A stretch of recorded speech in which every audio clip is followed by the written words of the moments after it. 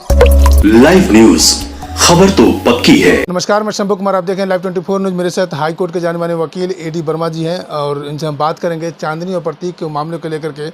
जब चांदनी की मौत हुई थी 17 अगस्त 2023 को, तो हम लोग खबर को चलाए थे और उसके जो पति थे प्रतीक, वो जज थे सिविल कोर्ट में, और इस बात का क्यास लगाया जा रहा था कि उनके ऊपर कोई कार्रवाई नहीं हो रही थी और जज प्रतीक खुद परिवार पर दबाव कई तरह के बना रहे थे। लेकिन उस केस को लड़ रहे हैं, वर्मा जी लड़ रहे हैं, इनसे हम बात करेंगे। सर, ये बताइए कि अपडेट क्या है, कुछ अपडेट आया है अभी?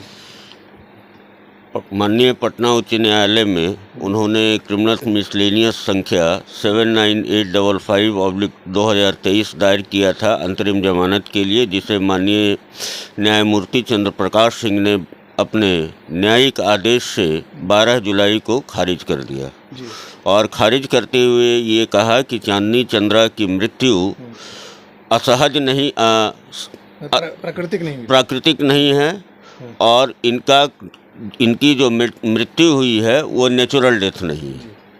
That is the observation given by this honourable court, compromising by the bench of honourable mister justice Chandra Prakash Singh.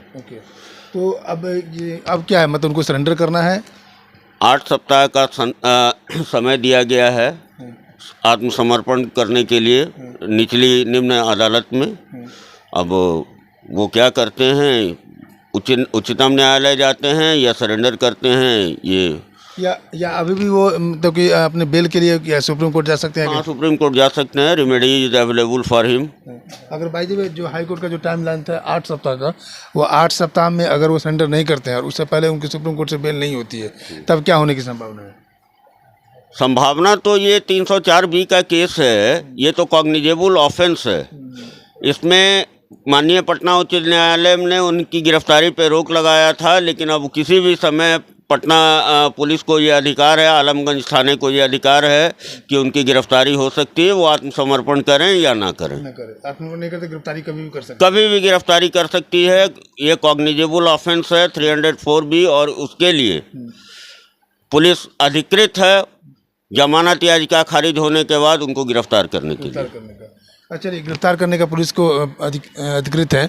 अब हम बात करते हैं कि अगर ये केस चलता है, उनकी सज़ा, अगर जिस तरह के अपराध किए हैं, जिस तरह के काम किए हैं, वो उनकी सज़ा की क्या प्रावधान है, क्या सज़ा हो सकती है? अपराध तो बहुत जघन्य किस्म का है और जघन्य इसलिए भी है कि एक न्यायिक पदाधिकारी रहते हुए उन्होंने अपनी पत्नी को टॉर्चर किया और टॉर्चर के कारण उनकी मृत्यु हो गई। और टॉर्चर करके, या कहा जाए कि टॉर्चर करते करते उनको जान मार दिया गया, उनके और उनके परिवार वालों के द्वारा। सेक्सुअल असॉल्ट भी है? सेक्सुअल असॉल्ट है, जैसा कि उनके परिवार वाले कहते हैं। हम इस मामले में कुछ नहीं कर सकते। उनके परिवार के वालों ने कहना है कि अननेचुरल सेक्स का भी मामला था, जैसे कि चांदनी चंद्रा उन लोग को बताती थी। इस बात सब की चर्चा हो रही थी क्या कोर्ट में? बहस का पॉइंट इस मामले की चर्चा निम्न अदालत में, उच्चतम अदालत में, उच्च अदालत में ये चर्चा नहीं हुई। अच्छा, उनके पिताजी और माता जी के ऊपर क्या, वो भी उनको भी अरेस्ट होने की बात हो रही है? नहीं, उनके पिताजी, माताजी और उनकी बहन, प्रतीक शैल के पिताजी, माताजी और उनकी बहन जो अभी कुंवारी हैं, उन तीनों को अंतरिम जमानत पटना उच्च न्यायालय ने दे दी है। सिर्फ इनकी बेल रिजेक्ट हो गई। हाँ, केवल प्रतीक शैल का अंतरिम जमानत खारिज हुआ है और प्रतीक शैल ने उतना ही नहीं, अपनी गिरफ्तारी से बचने के लिए एक प्राथमिकी को निरस्त करने के लिए भी याचिका दायर की है और उनके माता पिता जी ने भी एक याचिका दायर की है। क्रिमिनल रिट संख्या 980/2024 है जिसका नंबर, और उसमें भी हम लोग उनका विरोध कर रहे हैं।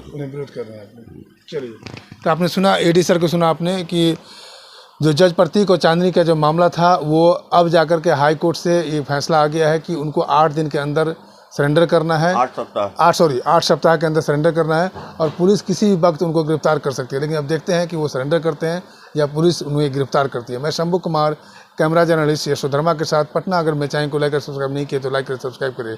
Thank you so much. Live news, खबर तो पक्की है।